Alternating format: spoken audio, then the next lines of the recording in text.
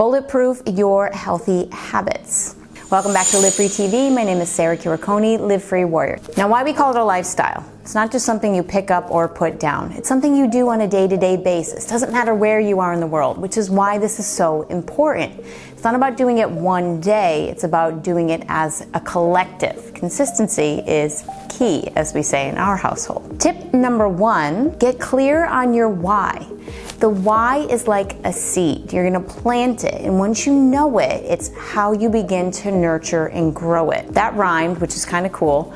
When you know your why for wanting to have these healthy habits, it's a lot easier to stick to it. Now, travel has a double-edged sword because there is an incredible opportunity with travel to be able to explore, get out of routine, to be in a different creative environment. And on the flip side, you're also kicked out of your routine, so you need to regenerate what that is in the first place.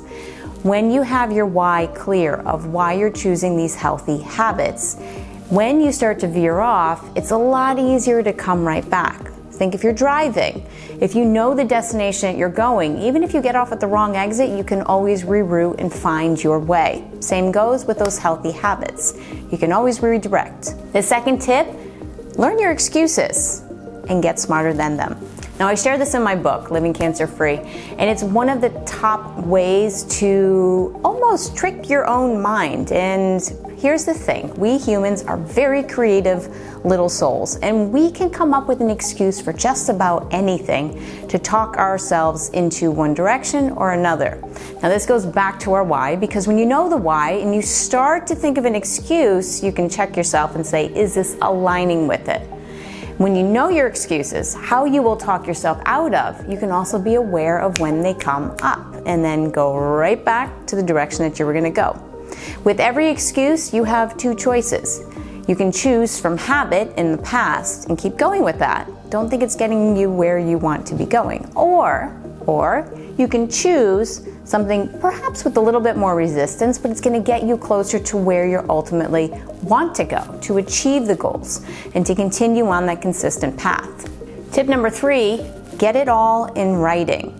There's something that happens when we take our hand to a pen, to a piece of paper, or maybe it's a pencil or a Sharpie, and you're writing it down. It changes one of the neurological senses in our brains that allows us to commit a little bit deeper.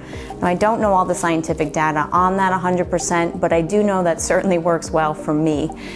The other part of that is when it's written down, it's now a visual reminder. So put that up somewhere that you're going to see it no matter where. If you're traveling, put it up in your hotel room. Leave it next to the bedside. Have your clothes out if you're going to be going, ready to go for a run in the morning. And you start to remind yourself of all these visual cues and habits, but also visually, both your why and your excuses. And it can be a written list that you go and take around with you.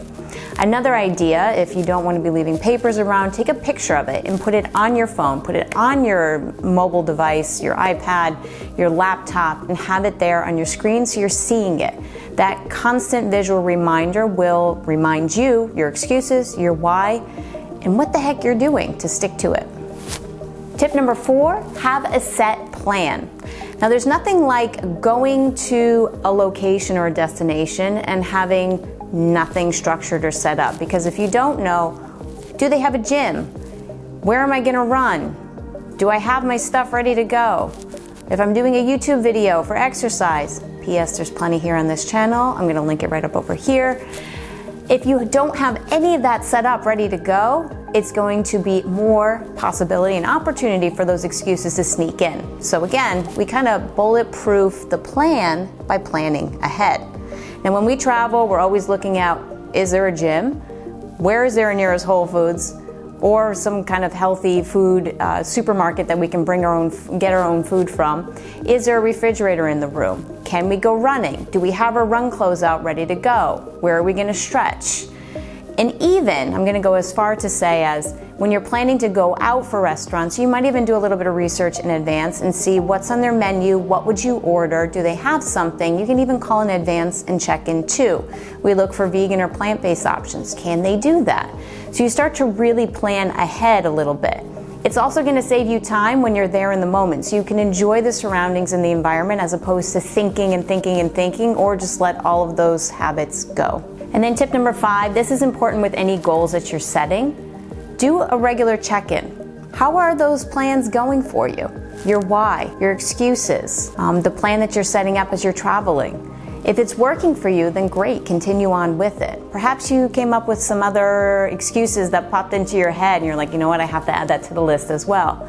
And it's okay too that your why might change with time. I know mine certainly did, and it continues to evolve, still along the same core, but it continues to evolve. So it's okay to have your why as a verb that's going to ebb and flow. The same with your excuses. That list might get a little bit longer or a little more streamlined because you might start to get really clear on ones that are no longer even an option for you.